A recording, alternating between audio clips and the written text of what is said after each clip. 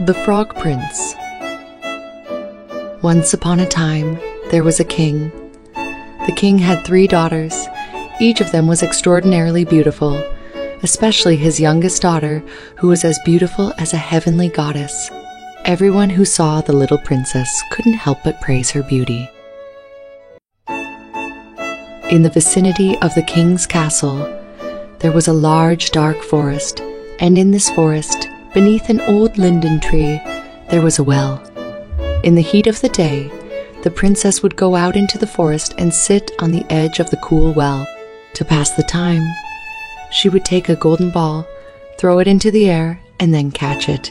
It was her favorite plaything. On this day, the little princess, as usual, went to the edge of the well with her favorite golden ball to cool off. She sat there feeling a bit bored and started playing her favorite game of tossing the ball into the air. Unfortunately, this time, as the little princess reached out to catch the golden ball, it didn't land in her hand, but instead fell to the ground and rolled into the well.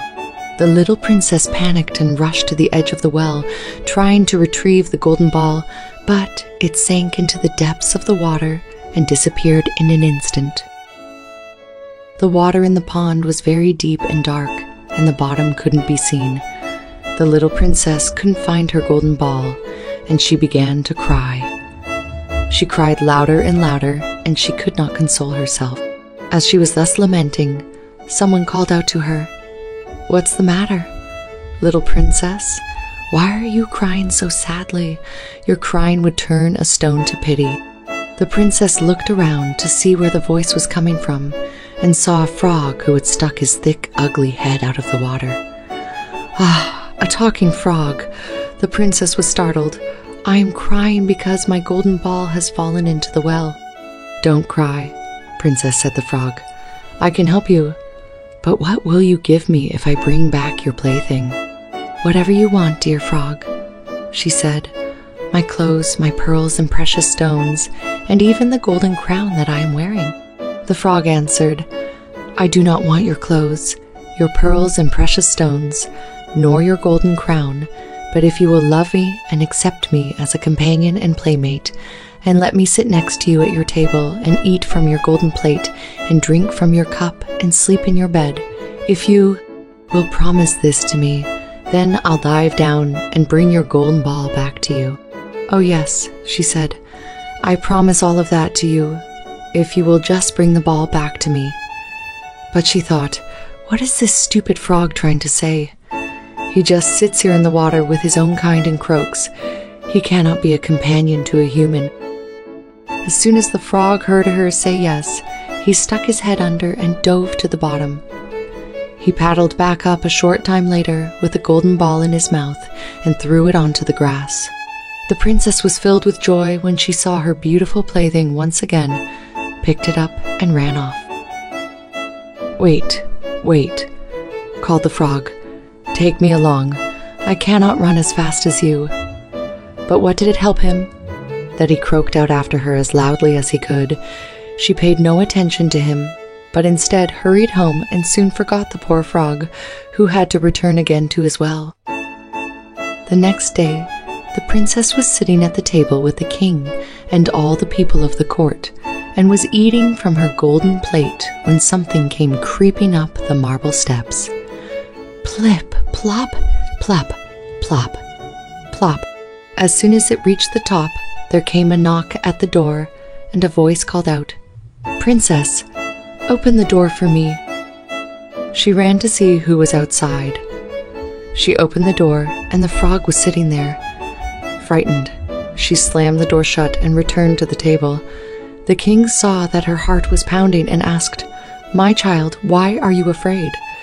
Is there a giant outside the door who wants to get you?" "Oh no," she answered. "It is a disgusting frog." "What does the frog want from you?" "Oh, father dear, yesterday when I was sitting near the well in the forest and playing, my golden ball fell into the water. And because I was crying so much, the frog brought it back, and because he insisted, I promised him that he could be my companion. But I didn't think that he could leave his water but now he is just outside the door and wants to come in. Just then there came a second knock at the door, and a voice called out, "Youngest daughter of the king, open up the door for me. Don't you know what yesterday you said to me down by the well?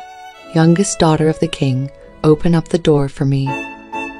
The king said, "What you have promised, you must keep. Go and let the frog in." She went and opened the door, and the frog hopped in, then followed her up to her chair.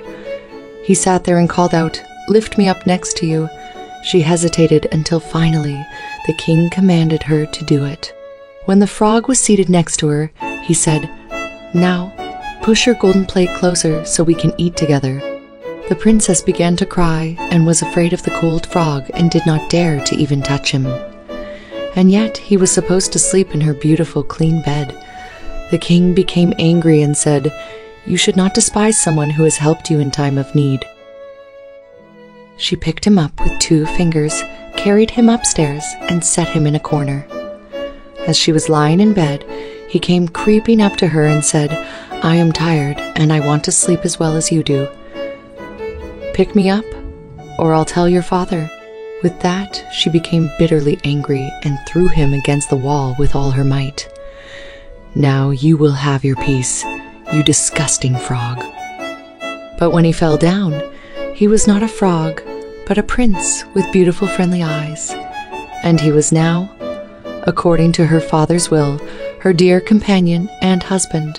He told her how he had been enchanted by a wicked witch, and that she alone could have rescued him from the well, and that tomorrow they would go together to his kingdom. Then they fell asleep. The next morning, the king learned of the events that had transpired. He was overjoyed that the prince had returned to his human form and was equally delighted that his daughter had kept her promise. The king arranged a wedding ceremony for them. At that time, a carriage drawn by 8 horses arrived outside the castle. The prince and princess boarded the carriage and set off towards the prince's kingdom.